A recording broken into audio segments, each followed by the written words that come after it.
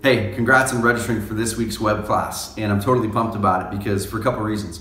Number one, our clients just crossed over this amazing milestone where over 1 million opt-in leads, online opt-in leads in just 36 months. And also, if you add in phone call leads, it almost doubles that. It's almost 2 million leads for real estate investors in just 36 months. So the reason that's exciting for you is we took a chance as our clients cross over this milestone to really dig into the data to find out what are those leaders doing to get the best results. Because if you look down, and I've got my slides here in front of me for this call, if you look at what each one of those leaders are doing, they're all doing these very common things that most other people aren't doing. So we're gonna be breaking that down in this call. We're gonna be breaking down the common things that they're doing to come up with their marketing budgets and exactly how to go after the right marketing budget for their market. We're gonna show you exactly what they're doing to get traffic and convert that traffic that most other people aren't doing. And we're also gonna show you what they're looking at in 2018 to hone in their businesses. So you're gonna be able to get a big edge in the market by doing this. So a couple things to make sure you get on here. Number one, there's a little button below to add this event to your calendar. Please do that, because I know I'll sign up for things quite a bit and sometimes forget to actually show up because it was on my calendar. So add it to your calendar right now while you're thinking about it. Get it on there and show up early because the seats might fill up. It's a Google Hangout. We do it on YouTube Live, and sometimes the seats could fill up and make it harder for you to get access to it. All right, so the second thing is before you show up, I want to make sure you kind of have a head start. If you're a Carrot customer, awesome. You're already a Carrot customer, you can be using the tool and you can start to really put to play a lot of these things that we're going to be teaching on this call. If you're not a Carrot customer, no big deal at all. You're going to be able to dive in and use what I'm going to be teaching with this data, with the strategies, and be able to put them into play. But if you want to, there's a link below where you can actually start and get going with the Carrot account, start to play with it before the coaching call or before the call this week. The last thing right here is one of the leaders in the market is Tom Caffarelli. He's the largest home buyer in the Boston market. And we're gonna be going over what about 8 or 9 other leaders in different markets around the country are doing and have done to crush it and what they're gonna be doing in 2018. Well, I did a podcast with Tom recently, and he generates a little over 100 seller leads per week, mostly through one traffic method, but he also is crushing it with another traffic method. And I've got, right after this video ends, it's gonna roll right into that podcast with Tom. So it's on our Carrot Cast. You can listen to this podcast, get a primer before you jump on this training with me this week, and hear his story, hear exactly how he's generating those leads in his market to be the #1 home buyer in Boston, how he's getting over 100 seller leads per week just through online, doesn't include any of his offline stuff. And you'll be able to put that to play before the call even starts, which is sweet. Okay, so add to calendar, watch this call right after this with Tom Caffarelli, and we will see you on the call, and make sure that you're there. Like I said, make sure you show up early because the recordings of these don't always work. We're insanely excited to work with you and unveil what the heck our clients are doing to get the best results. I kept reading stuff about real estate and it just really interested me. So I got my real estate agent license and started doing some real estate brokerage stuff on the side. Made some money on the side, got so consumed with that because I really liked real estate that I got fired from my job.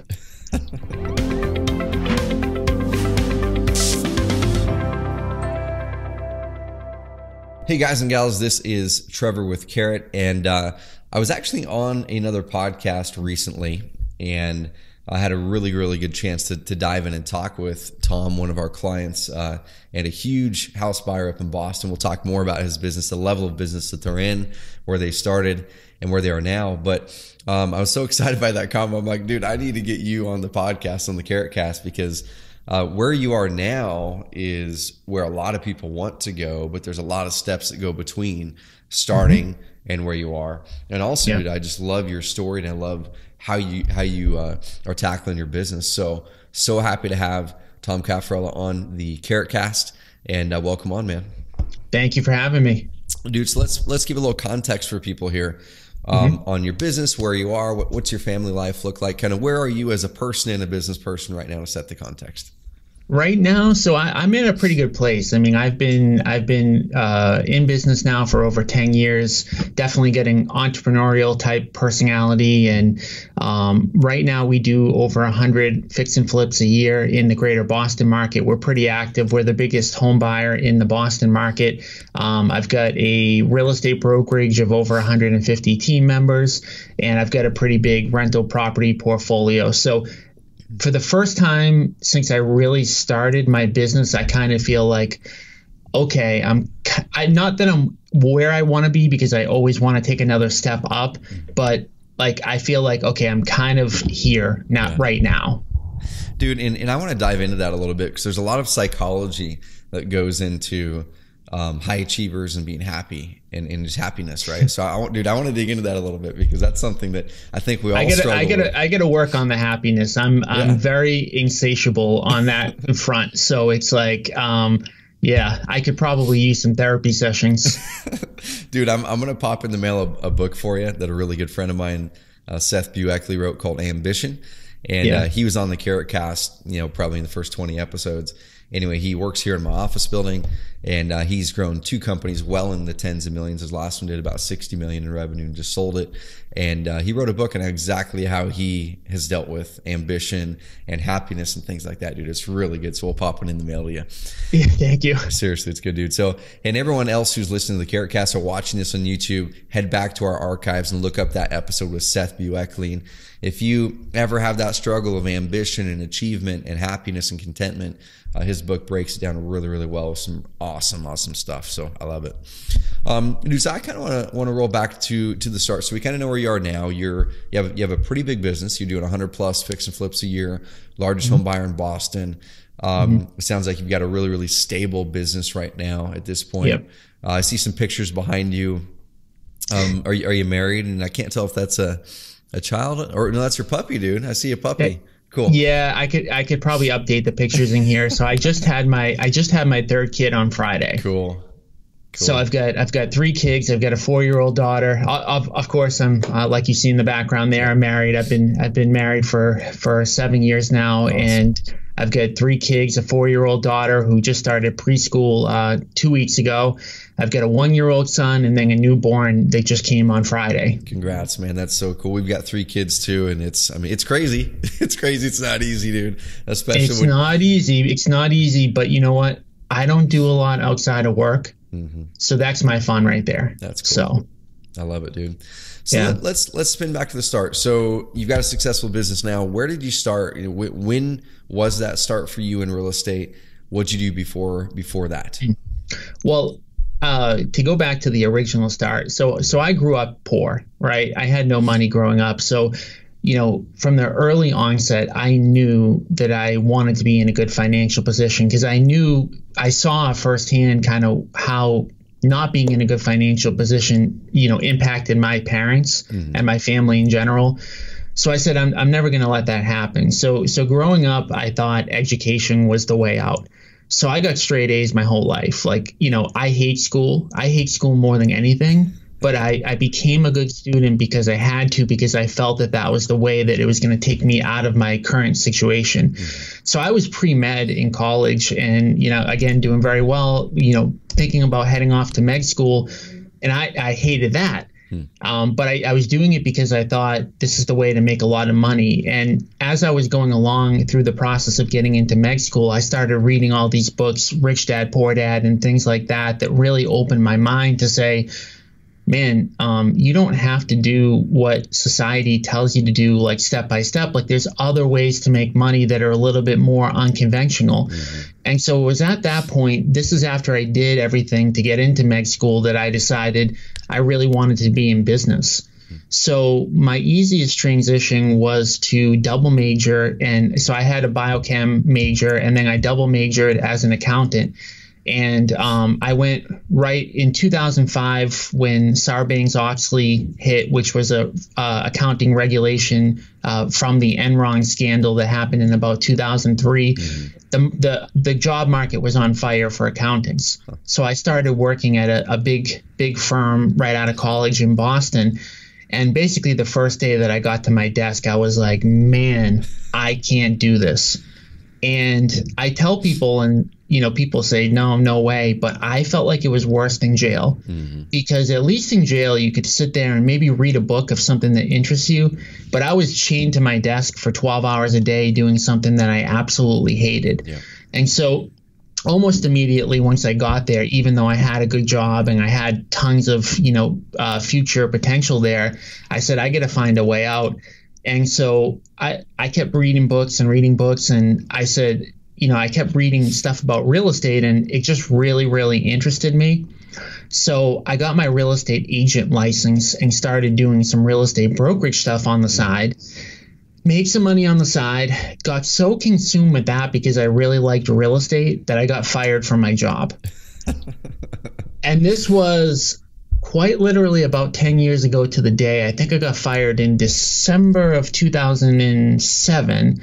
So almost 10 years ago. And so I was 25 at the time, thought my life was over, thought I was a failure, was embarrassed to tell my friends and family and parents. And I was just like, man, for somebody that had always been a high achiever, to get fired from their job, it didn't add up. Mm-hmm. So I made the conscious decision that at 25 years old, this was the time to build a business, because I didn't have kids. I wasn't married. I had, my wife was, we were going out, but I was still living at home with my parents. I didn't have any bills. Mm-hmm. And at the time, looking back, I thought it was a huge risk. But now, as of today, I'm like, man, there was no risk there. I had no bills. I had nobody to take care of. But at the time, it seemed scary to me. So I started as a real estate agent, just helping people buy and sell homes. And then one day I came across a seller who wanted to sell to an investor. They didn't want to list with me, and they were willing to take a super low offer, but they didn't want to list.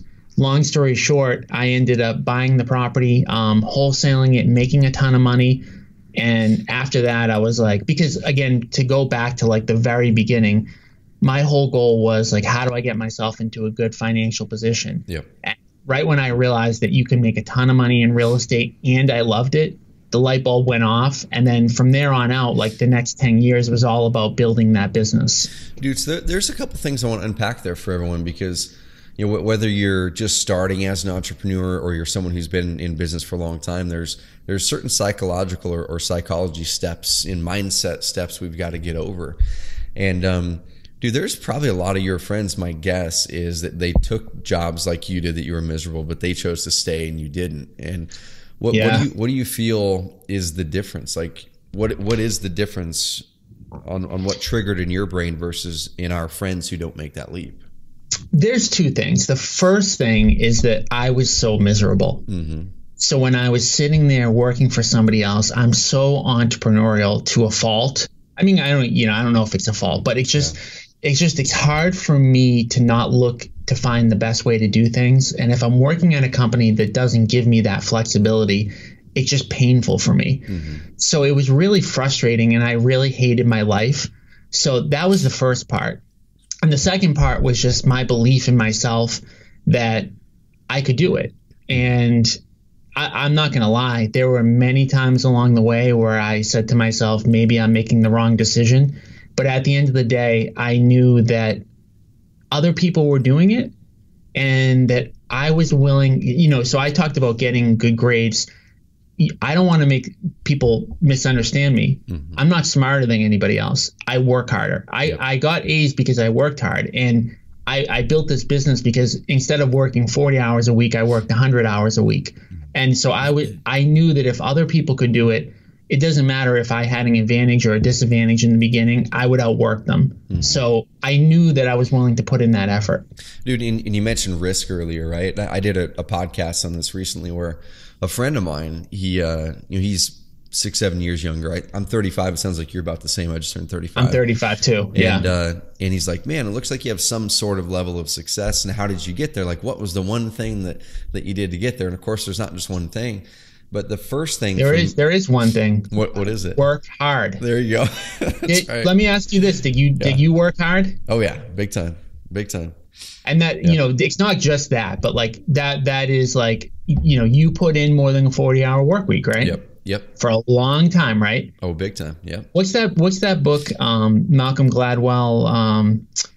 Outliers, is it? Yeah. Outliers. That might not even be the right book, but he has a book there that says essentially to be really, really good at something, he analyzed all the top, in every category of life. And there's a certain amount of hours. I think it might be 10,000 hours. I could be way off on the number of hours. Yeah. Is it 10,000? Yeah. So he's analyzed the best in every single category. And what he found was that there was never an instance where somebody put in less than 10,000 hours. Mm-hmm.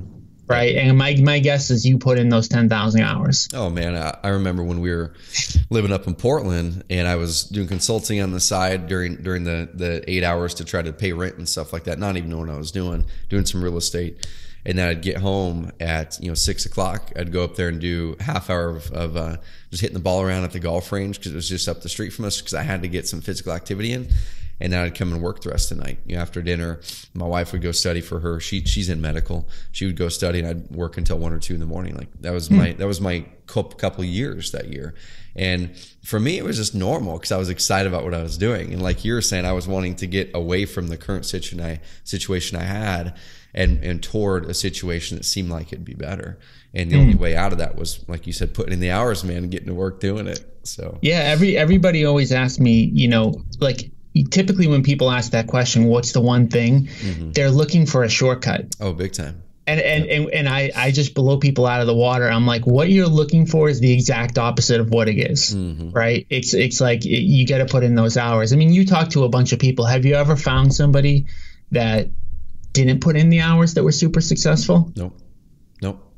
So yeah, dude, I love it. If you find that person, let me know, because we need to capitalize on that. Exactly. No, and there probably is that person out there somewhere that just had this crazy idea, and then whatever happened. But yeah, not in general, the rule is you got to put in the hours. And kind of going back to that risk thing, you mentioned, I thought when I was doing this that was risky, but later I realized that it wasn't risky. And that was the first thing that I had to do, is I had to flip my risk profile, where I think most other people, they look at risk as in, oh my gosh, what's going to happen if I do this? And I think we look at it as, man, what will happen if I don't do this? Like, what am I guaranteed to have my life look like if I do not take this step, and if I do not take that leap? And you took the leap, dude, put in the work, and built a great business, which I love. So on the risk side, have you changed your risk threshold now? Like, are you still taking big risks, or is just risk just not something you even look at now?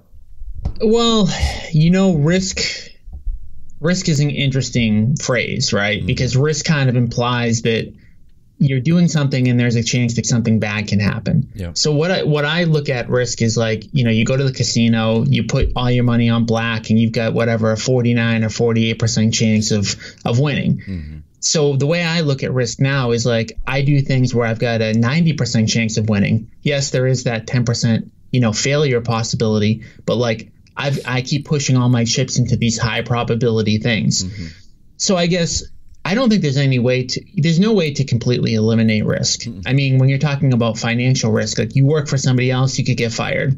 You start your own business, the market could crash, or your market could be taken away from you. So there is no way to get to that 100% no risk. But we want to get the risk down as low as possible and focus our efforts on the things that are going to give us the biggest bang for our buck. And it's also kind of digging into the risk thing. I think the biggest thing when people feel something is risky is they don't understand it well enough. They don't understand that topic well enough. They don't, and that's something you get with experience. So I will tell you, like looking back on some things, I thought some things were not risky at all, and they were. And sometimes now I look at things and I think that they aren't risky, and you get better at analyzing what's risky and what's not, and you get that sense as you grow your business, dude. So I want to kind of go back to you got that first deal done. It's a big wholesale deal. You were doing some listings and brokerage, like normal real estate agent stuff, and you did this wholesale deal. So that kind of opened up the investing side of things. What happened next, dude? So did you go back to the normal agent stuff, and then another deal came by, or did you directly jump into going, okay, how can I find more of these wholesale deals, and what do those look like, and how do I find them? So I made $115,000 on my first wholesale. So I didn't flip it. I wholesaled it and made $115,000, which is not normal. I made a ridiculous amount on that wholesale deal. And it was, looking back on it, it was luck. But I didn't know it at the time. So I thought that was kind of normal. And I said, well, man, how can I replicate this? And at that given point in time, I had no idea how to do that. So what I ended up doing was franchising with a company called HomeVestors. I don't know if you're familiar with them. Yep. Yeah, totally. Yes. So I believe they're the only home investing franchise. And I franchised with them, and they basically had a model a marketing model where you could basically predict and spend marketing dollars and get leads and do all that. So I signed on with them, kind of got my bearings. Like, I learned a lot from working with them. Like, there were pros and cons of franchising, and I did pretty well. But what I kept seeing, again, being the entrepreneurial person that I am, it's hard for me to work under the confines of somebody else's systems. Yep. Because I look at the system and I say, I can make that system better. And so when we had the opportunity to renew our contract, we didn't do it. And once we kind of had the confines taken away from us, our business exploded because we figured out how to do things better. Dude, so what were a couple of those, let's break it down. What were a couple of those things that you noticed that you guys could do better that you did that then kind of put the afterburners to your business? Number one was marketing. Okay. So they have a system where you pay into a monthly marketing budget and then they spit you out leads, which is really cool because I guess you don't have to figure out the marketing piece on your own. Yeah. But what we came to find is that we could do it better. So if their cost per lead, and I'm just throwing out random numbers, if their cost per lead was $200, we could get our leads to $100. And so once we figured out that we could get them cheaper and better, then it just accelerated our business, because in real estate investing, it's a marketing business. People, when they first get into it, think HGTV, it's all about renovating the property, but it actually has nothing to do with that at all. In fact, I don't even go into any properties anymore. It's all about marketing, getting face-to-face with motivated sellers, and finding the right person in the right situation that it makes sense for that seller to take a cash offer. You buy it, and that's where the money's made. Dude, so on the marketing side, I've said this many, many times. I'm not the first and only person. I think it's something that, great marketers and great marketing teachers have said this, but, look at whatever business you're in, and you're in the marketing business. You just happen to be, selling a product that's real estate. So before you guys left HomeVestors, did you ever dive in and study marketing? And when did you start to become a student of marketing to where you're always looking at marketing? Because you had to make that switch somewhere. Yeah, I know exactly what it was. So, so what ended up happening was we went to a Fortune Builders 3-day seminar. Before we went to this 3 days, because our business was kind of struggling at that time, and they came around to a local RIA, a Boston RIA, and they said, hey, we're having this 3-day event. I forget what it was. It was a couple grand. And we were like, man, we gotta, tune up our business. And the problem that we had was really that we were relying on the franchise to make us successful. And so we weren't thinking about marketing ourselves, and we weren't thinking about how to make our systems better. We were just trying to follow their exact system. And again, their exact system was better than the no system that we had before. But once we went to this 3-day boot camp, we were like, oh man, like we can do marketing on our own. And it sounds really stupid, like, looking back on it, but really we just relied on them. We would say, hey, we pay $3,000 a month into marketing. These are the leads we get. We have no control over anything.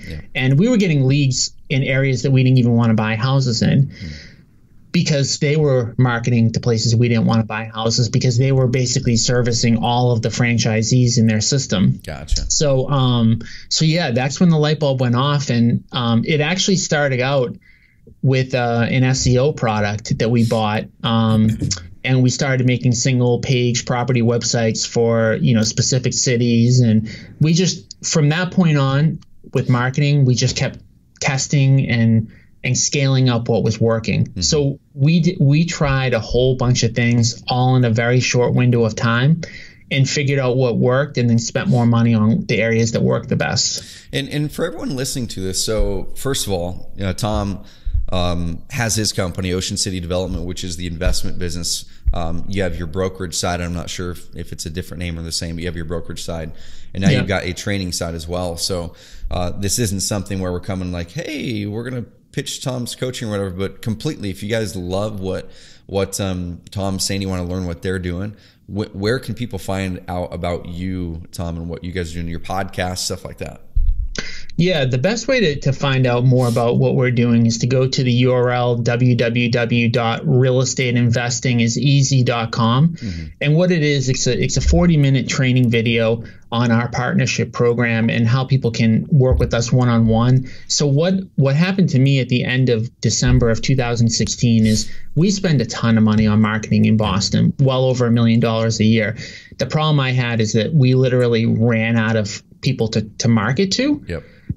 So I'm working with you now on some SEO stuff and other things, but even still, I'm pretty much tapped out on what I can spend on marketing in my area because I'm reaching so many people. Mm-hmm. So my first instinct at the end of 2016 was, let's go into a different market. Let's go into New Jersey or New York or somewhere else where we can basically replicate our model. Mm-hmm. But like we talked about in the beginning of the podcast, I've got 3 kids that are really, really young. I can't travel.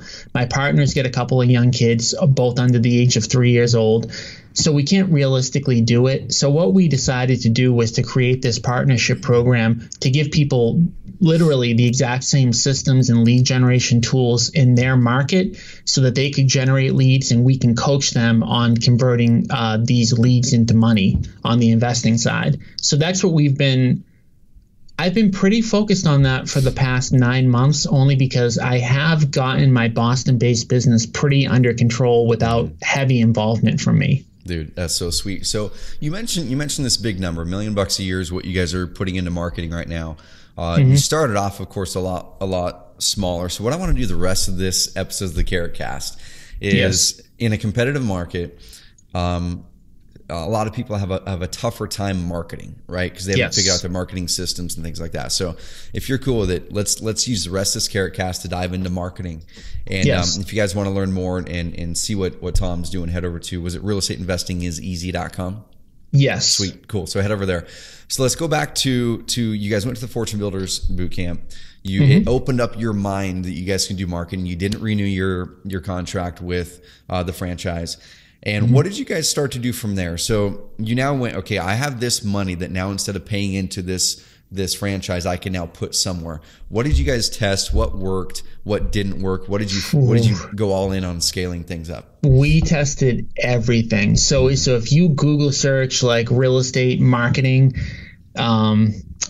strategies, we tested every single one of them, from banding signs to mailers to cold calling to SEO to PPC to banner ads. So there's nothing that we quite literally there's nothing we haven't tried, and we still billboards and there's stuff that we still test and try today. Like if you tell me right now after we get off, oh, there's this one other thing that just came out, like I'll try it. So we tried everything, but there's only a few things that work. So the things that work really well. So first of all, like it depends on what your marketing budget is.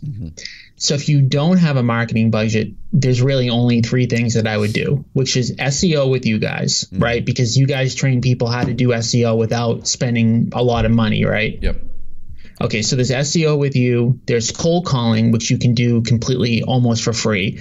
And then there's banding signs and door knocking, I guess. But a lot of people won't do door knocking. But those are the 4 kind of free things.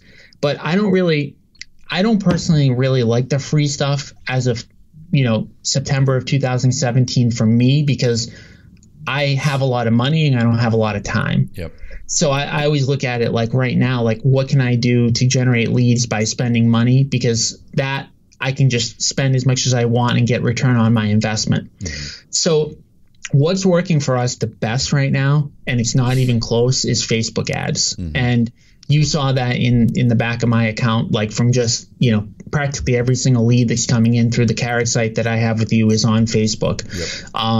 Google pay-per-click works, but it's getting so expensive. Mailers work, but everyone else is doing them, and cold calling works. And those are the ones that we've seen that are getting the best ROI. But like as of today, Facebook is doing the best. Dude, so you mentioned, and to put this out there, so you mentioned, of course, that you're using Carrot. And you moved over to Carrot some time ago. You're using us for that. I'm looking in the back of your account right now, and I mean, and this isn't normal, y'all. So anyone who's like saying, hey, I'm going to expect 116 leads this week, like I see in Tom's account. Yeah. And some of those are step 2 leads, of course. So in actuality, it might be, let's say, 75 leads, and then there's some step two leads and whatever. But there's a lot of leads. Nobody fills out step 2. It's like it probably is like 100 it's probably 100 leads. Nobody likes that. Everyone gets caught on step 1. Yeah, and it really depends on your lead source too, right? So if you're looking at SEO or PPC, your step 2 qualification form gets filled out a lot more. So we'll look at the stats there, and it's upwards of 70%. I end up filling out step 2. So it's you start to look at the psychology of where the person's coming from. If someone's going to a Google search and they type in "sell my house fast Boston" or something like that, or how do I sell an inherited house in Boston, they have an intent of looking for a solution to sell. So then they tend to follow through with it more. On the Facebook side, they're browsing, they're looking at cat pictures, they're looking at what their friend ate that day, and oh man, this thing popped in my way, and I'm going to click it and then do that, and then their attention goes back to Facebook. So there's psychology dynamics there, but still, dude, you're generating a lot of leads, and Facebook isn't the easiest when it comes to sellers, and seems like you guys have cracked something that's working on the seller side, and whatever you're comfortable sharing, share. But what types of things on Facebook are working? Because the last thing I want people to do after listening to this is go, oh my gosh, I'm going to go flip on Facebook ads and put a bunch of crappy ads up that aren't strategic and put a bunch of money in there, and then they end up losing their $1,000 that month because we said Facebook ads when maybe they aren't setting the ads up right. Maybe, that kind of stuff. You're 100% right on Facebook ads. So Facebook ads are a lot different than the other forms of marketing. Yep. So like comparing that to mailers, like most people use almost the same exact mailer, and you can get a little bit conversion if your mailer is a little bit better. But, I talk to a lot of people across the country, and we almost all kind of get the same results. Facebook ads are totally different because the way that Facebook works, so Facebook makes money because people are on Facebook all day long, right? So Facebook has this captive audience where eyeballs are looking quite literally like every single second of every single day. So the worst thing for Facebook is if people stop using it. And so the reason why Facebook ads are so different is that when a Facebook ad comes through your news feed, if you click that you don't want to see it anymore, Facebook then basically discredits that ad and it will show it less. And they call that your relevancy score. So if your relevancy score, they rate it on a scale of 1 to 10. If your relevancy score is a 10, you're going to get a way lower cost per lead, meaning quite literally like a third a cost per lead than what it would be if it was a 1. So it's really important that the ad that you put up is quote unquote relevant to the audience that you're serving it to. So it's really important that it's not something that people kind of view as spammy, I guess is the right way to put it. So it has to really catch the attention of the specific person and not be an annoying ad. So it has to look clean. It has to look crisp. It has to say the right things. The more it can speak to your particular audience, the better. The other thing that's important about it is putting it out in front of the right people. So Facebook is crazy in terms of how you can split up like who things go to. Have you run a lot of Facebook ads? Yep. Yeah, definitely. Okay. Yeah. So what you can see on the back end, Facebook knows everything about us, bottom line. So first of all, everything that we put into Facebook, just based on what we put in alone, is crazy. But then what they do, what is that phrase called? Where they add data to the data they append data. So what they do is like you'll put in your contact information. So they already have your email, they already have your phone number, they already know where you work, they already know what city you live in, and then they append that data to other data providers saying, where do you live? Are you a homeowner? Are you a renter? So it's super important that if you're trying to buy a house from somebody, that you're not putting ads up in front of a renter, because a renter is automatically just going to knock that down. You want to make sure you're not putting it in front of a real estate agent, because a real estate agent isn't going to be your target demographic. You're going to want to make sure that you put it in front of people in the right age group, because guys like us, 35-year-old guys, we really don't sell to investors. I mean, maybe 1 in a million do, but very, very few do. So it's really important that you get your demographics down and you're showing your ads to the right people and they're not getting annoyed.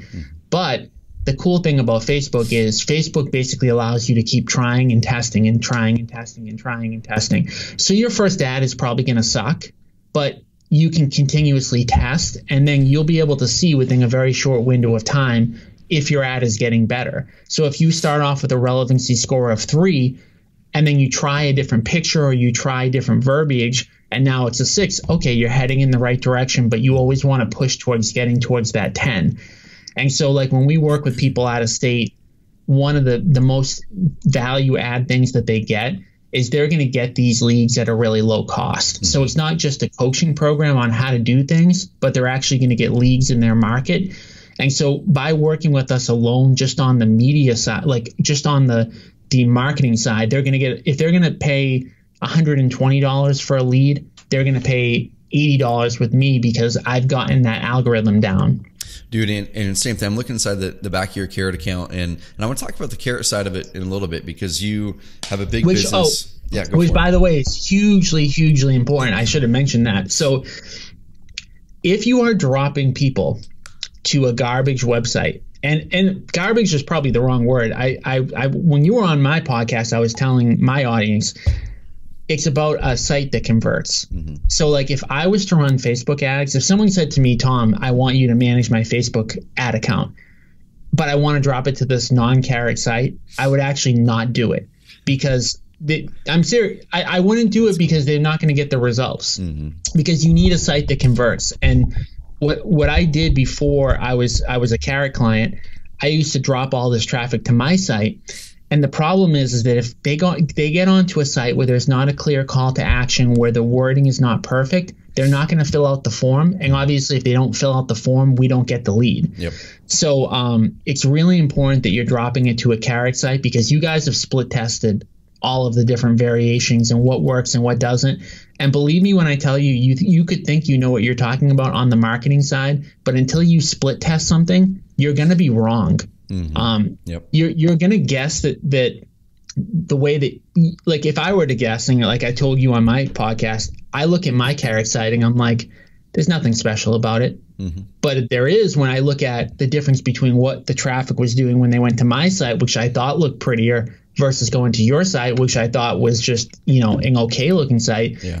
People were just filling out the form, and we don't care about anything else other than getting their contact information. Mm-hmm. And dude, there's a couple other things on the Facebook side. So I'm in the back end of your Carrot site, and we've made a lot of upgrades, of course, to stats and the lead data and stuff like that. And one of the upgrades we made a couple weeks ago was showing more traffic source data behind your stuff. So I'm not going to give any lead source information or anything like that, but 72% of your traffic is mobile, which is obvious because a lot of it's from Facebook, right? And that's another thing that a lot of people aren't looking at is depending on your marketing source, you could heavily have a traffic source viewing it on their cell phones or their desktop, either way, depending on how they found out about you.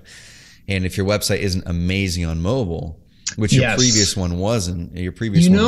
I bet that was if I had to bet, I bet that was the problem before, because I don't think my site was optimized to really convert on mobile, because my site didn't really look that much different on desktop. But like you just said, people that are on Facebook are on their phones. Yep. I mean, for the most part, when I run the Facebook ads, I run them to desktop and mobile. But like you see, 75% of the traffic is coming mobile. Mm-hmm. And it's such a big deal because on the mobile device, with the other site, like you mentioned, it was one you guys custom built. It was pretty. It looked great. But on that one, someone had to scroll down 4 or 5 scrolls to get to a really good clear call to action. Even that clear call to action wasn't easy on mobile. And that's something we test our mobile designs as much, if not more, than we test our desktop designs, because we see that's not where things are heading. In many marketing sources, that's where things already are. So you've got to make sure to nail that stuff. So you guys have ramped up Facebook ads. I'm assuming you guys already have a bunch of offline stuff. Are you guys doing direct mail and stuff like that? We have a direct mail, like we have a full-time person that works our direct mail center. Okay. So we spent a ton of money on machines and stuff like that, and we've got a really good mailing operation. It's just that mailing's oversaturated right now, and in every market. So if you're in an okay competitive market, maybe that person's getting 2 or 3 letters. If you're in a market like San Francisco, you go there and you've got 45 people that are stacked up. Yeah.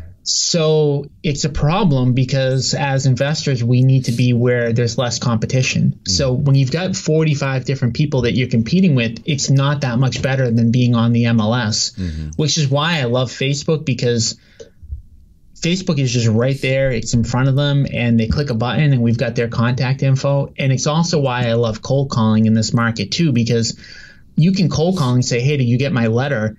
And even if you didn't send a letter out, they're going to be like, yeah, I got your letter, because they're getting letters. So if you're trying to do this business on a zero budget and you're just calling through, you're going to get a ton of responses because nobody else is cold calling. Dude, where are you guys getting your list for cold calls? Like, what kind of lists are you guys calling?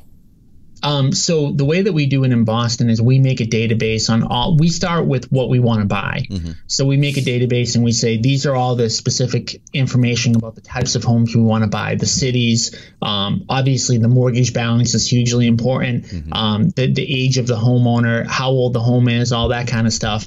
And so we build a database around there, and that's who we focus on. That's who we contact. Like when we're on Facebook, you can upload those addresses and show ads to only those people. So I'm making sure that my ads are getting in front of the right people. So we're hitting those people over and over and over again. And as far as where are you getting that information to build the database? Are you getting it from ListSource or a bunch of different other list aggregators? Or are you guys just hustling like with the county courthouse looking for data there? So we started by building the database out of our public recording MLS. And I spent a lot of time doing that. But now for the people that I work with out of state, there's a lot of shortcuts. ListSource is good, but they're kind of expensive. The program that I like for a lot of people that are just getting into this that isn't too cheap, but it's cheaper, is Find Motivated Sellers Now by Kent Clothier. Have you used that? Oh yeah, dude. I'm good friends with Kent, and lots of our clients use it too, for sure. It's ListSource, but at a fraction of the cost. And actually it's better than ListSource because you get a bunch of other freebies too. I don't use the other freebies, but for I think he charges now maybe $99 a month. I mean, you can generate these lists really, really quickly. So yeah, he's got a great product there. Sweet. I love it. And to find that resource, guys and gals, there might be a link somewhere around this, or just go to Find Motivated Sellers Now. I'm sure you can find it in Google. Oh, sweet. So kind of looking at the overall marketing stuff, you guys have tried everything. You mentioned some free methods where if someone just doesn't have the budget, but they've got the time, they can go out there and nail it. And that's one thing that we always look at when we're working with our clients is, okay, what's your goal? And then what's your budget, both time and money budget? And if their time budget is greater than their money budget, do the things that you mentioned. If you've got some money, you can accelerate things and start to spit out, basically put in $1 and get out $1 times X. And there's a quote behind you in your office, man. I'm always I always love seeing the environments that people work in. And I see your whiteboard there. I see your family back there and a quote back there. Can you read it? I read the quote, man. So the quote says, ultimately, the business that can spend the most to acquire a customer wins. And we talked about this a little bit on your podcast, but dude, why don't you kind of break that down for everyone listening to this? Why is that quote so important? You put it on your wall, and what's it mean to you and your business? It's hugely important. So at the end of the day, we're all in competition with each other. Like everybody in my Boston market is in competition with the sellers that are going to be selling their property. So ultimately what it means is that if I can make more off of a lead than somebody else, I can pay more to acquire that customer. So for me, what that means for me in my investment business is how I've merged my brokerage model with my investment model. So I spent over $1 million last year on marketing, but I got back well over $1 million just in listings. So when we go out and we meet with the seller, we give them two options. We say, here's your fast cash offer. If you want a fast cash offer, here's what you need to do if you want to get top dollar for your property, and these are the steps to go through it. So what it means for me is that because I made more back than I spent just on the listing side alone, I have an unlimited marketing budget.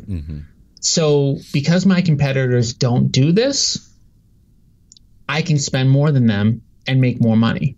And so, and the other thing that it means is, like, if we're competing for the same, phrase on Google, or if we're mailing on Google, I can spend more money, and on mailing, I can mail more people. Right. So, you got to figure out how to squeeze as much money out of each lead as you possibly can. And that doesn't just go to like the brokerage side, but also like we've got a database now of old leads. And I'm sure a lot of the Carrot customers have a database. Don't sleep on those old leads. Like, you want that person. This is human nature, right? Somebody fills out a form on your Carrot site. You want them to sell the property to you tomorrow. Guess what? That person very well might not be ready to sell their property for another year, another 2 years, another 3 years. So you've got to work your old leads. And the way that we do that is we use a 3-line dialer called Mojo Dialer. We keep in contact with all of our old leads because we know that there's a lot of people who aren't ready right then and there. And a lot of the people that I work with that are out of state that I'm partnering with, that's one of the biggest frustrations. And I guarantee that you get it too. Like, oh, someone filled out a form, but they're not selling for 6 months. Like, we want them to sell now, but I mean, the seller is going to do what's ever in their best interest. And if it's 6 months, it's 6 months.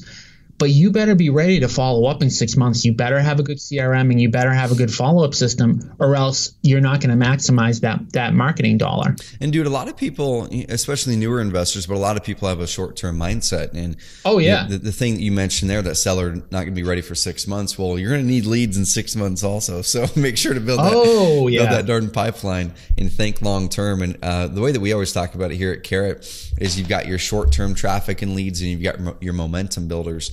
And follow up is a big momentum builder because you get that follow up happening and you're going to start to build that momentum. It's going to stack up over the months. Your SEO, refining your paid campaigns, all those things stack like bricks and build a wall versus being these individual bricks that you use and then kind of toss out there. You need to stack those bricks so they form this wall, so it starts bouncing all that stuff back for you. And to build that momentum is so awesome. Dude, man, I could talk another hour on this podcast, and we may have you back for another session. But is there anything else on the marketing side that you just got to get out to people listening to this before we wrap it?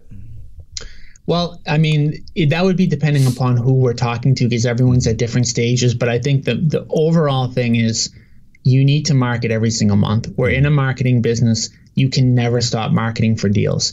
The second that you stop marketing for deals is the second that you're going to go out of business. And it needs to be consistent. Like I said, if it's going to be free, fine, then you need to set aside so many hours a week to do your prospecting. If it's not free, you can't up and down your marketing budget. It's got to be consistent. And actually, you want to increase it over time. Like, you want to start and say, I'm going to commit to X. And maybe that's $1,000 a month, or maybe even $500 a month to start. But your goal should be to make enough money so that $500 a month can turn into $5,000, can turn into $50,000. But you've got to do it consistently, and you can't expect to convert. You can't expect to spend $500 a month and get a deal every single month, right? So you've got to be patient. You've got to keep spending and just keep grinding and working your ass off. Like you said about stacking everything. This is building a business, right? This isn't a get rich quick scheme. You can get rich, but you've got to build the business. Like, the money comes once you've got the skills. It doesn't come once you start. Dude, that's a really, really great way to say it. So the last few minutes here, I'm going to be completely shameless in this last few minutes, because one of the things that I just makes me smile. We get these text messages every day. We get these emails every day. And when you and I were talking on your podcast, it just made me smile, because it's really awesome and fun when you've worked your butt off building a business and you hear your clients are getting great results, and you come out and you told me about the results you're getting and why you switched over to Carrot. I didn't ask you for that. You just felt you wanted to. I'm like, man, that right there fires me up, and it fires our team up. So really quickly here on the Carrot side of things. So you were using a custom developed website before. Yeah.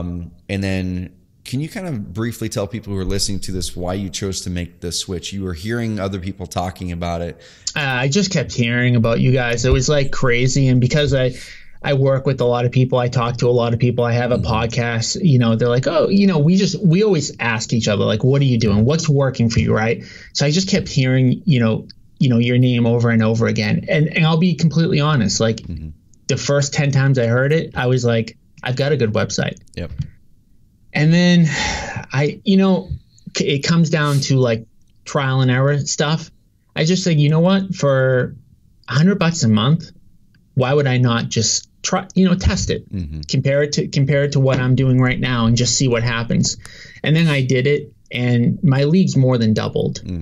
So I didn't realize it at the time, but I had a broken website. And it wasn't broken in that it looked ugly. It was broken in that it didn't convert traffic.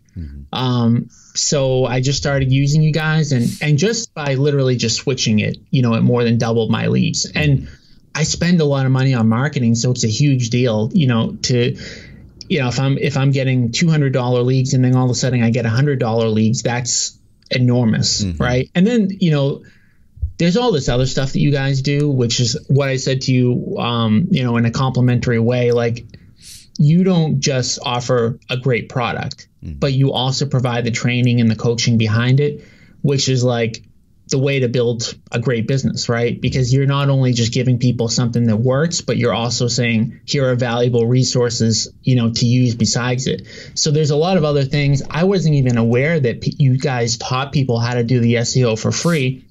Like I mentioned to you, I don't have time to do it, so I'm just going to pay you guys to do it. But like for somebody that's just starting out brand new, I mean, man, there's a lot of free stuff that you can do. I mean, you have to put in the work, but you can do it. So yeah, I've been really impressed, not only with the conversion of your site, but just the company itself. Like, I think you're doing a great job, and I don't see anybody else doing it. So it's really impressive. To be honest with you, some of the stuff that you do, I'm looking at it like, I got to start adding some of the stuff to my coaching business because it's really impressive. Sweet, dude. Yeah, like, so that stuff makes me happy, and it's kind of, I think no matter what level of entrepreneur you are, having some validation on all the work that you're doing, what you're putting out is actually helping people and making a big difference is a big deal. Nobody watches in the beginning, right? Yep.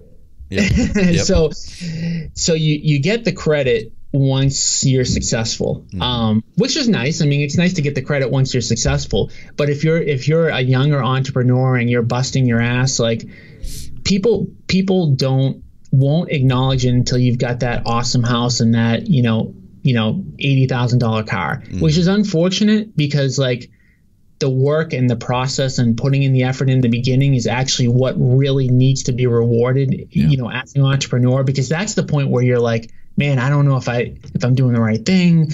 Is this working? Whatever. And then all of a sudden, like once you've made it, people are telling you how great you are. And it's like, where were you, 6 years ago when I was like thinking about taking a full-time job? Yeah, dude, that's funny. So one last question. We harp on ROI, and that's exactly what your quote in the back in your office is about, right? Ultimately, the business that can spend the most to acquire a customer wins, because you focus on ROI, you focus on improving those things that continually inch up your ROI and your marketing spend, on closing more deals with the leads that you're getting. So you're investing, $1,200 a year, whatever it is, with Carrot. What if you had to give a ballpark, dude? Like, what is that returning you? You're talking about on Carrot? Yeah, just with that switch over to Carrot, what does that return? Man, I'd have to like do the math, but it would be insane, because if you look at, so I'm not a usual case study only because I spend so much money on marketing, but like, how many leads did you say I got in the past week? 116 or something? Yeah. So say I got 50. I mean, a lead's worth. So if I got half the leads and they're worth $100 each. That's $5,000 a week, $20,000 a month, $240 a year, minus the $1,000 I pay. So I'm net positive $239,000. Dude, that's the actual math for me. Of course, if someone's spending a little bit less, the ROI won't be the same, but it will still be good. And to try to do a website yourself, I mean, that's just like. And I'm paying 100, right? So you guys even have a plan for 50, right? Yep. So I mean, I think the 100 includes all the training and stuff, right? Yeah. Yep. Our weekly coaching calls, content marketing system, all that kind of stuff. Yeah. Yeah, which is invaluable. But like, if you're on like an absolute nothing budget, you could still get it for 50 a month. And you can't lose money on that. If you're doing mailers, if you're doing PPC, if you're doing SEO, no matter what you're doing, you need a website today. Everything's online, like you said, it's not like a future thing. It is here. People make fun of me all the time because everything I do is virtual now. Like people don't see me. Like I'm in my office, like I've got 150 agents. They never see me, but they see me on these things. Like and they're like, I never get to see you in person. I'm like, this is the world we live in, and it's only going further. I mean, we're going to be in virtual reality soon, and that's not even a joke. Yeah, dude, that's, oh man. Yeah, I definitely want to have you come back and talk about team building and stuff like that, because there's just so many great things you've done in your business, and I want to respect your time. And dude, so appreciate you coming on the Carrot Cast and sharing your story and sharing what's working and just being an open book. And what I want everyone to do is, like I said, if you resonate with Tom, or you want to look into what they're doing, head over to realestateinvestingiseasy.com. And that's realestateinvestingiseasy.com. He's got a great podcast over there.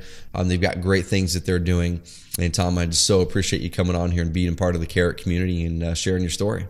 Yeah, it was good. Thank you for having me. For sure. Well, everyone, go listen to this episode of the Carrot Cast. If you're on YouTube, go listen to it on iTunes and subscribe over there. If you're on iTunes, check out the video version. You can see Tom's office and his whiteboard and his quote back there, and go check it out. And guys, please go out there and really take to heart exactly what Tom mentioned. This business is not, any business is not easy. You got to put in the work. You got to put in the work, the focus. You got to become a great marketer. But when you do those things and follow a process and dive into the things that Tom mentioned, it increases your chance of success so much. So go follow Tom, realestateinvestingiseasy.com, and listen to other episodes of the Carrot Cast. Tom, thanks, man. Have an awesome rest of the week. Thank you.